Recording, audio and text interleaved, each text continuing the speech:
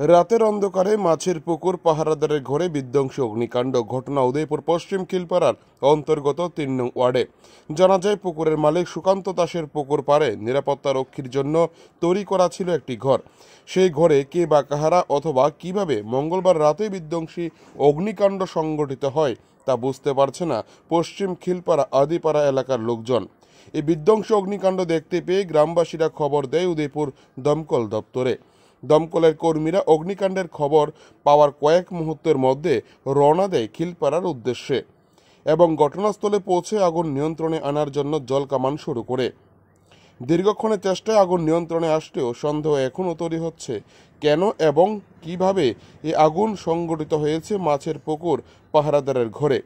অগ্নিকাণ্ডের ঘটনায় ব্যাপক চাঞ্চল্য এবং এক দৌড়ঝাঁপ শুরু হয় গ্রামবাসীদের মধ্যে।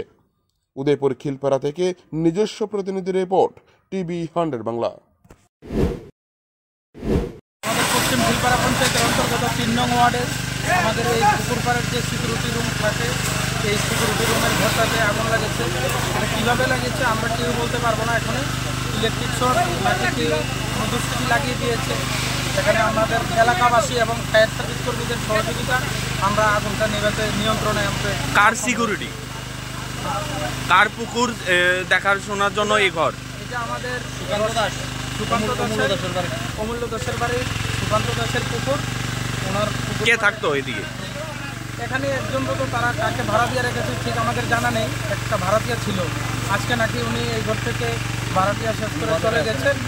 হ্যাঁ, বর্তমানে উনি বাজারে ঘোরাফেরা করছেন। ইতিমধ্যে এই ঘরের মধ্যে আগুন লেগেছে। এখন আমরা আমাদের এলাকাবাসী এবং ফায়ার সার্ভিসের কর্মীদের দ্বারা আমরা আগুন নিভাতে আমরা নিয়ন্ত্রণে আনতে সক্ষম হয়েছি।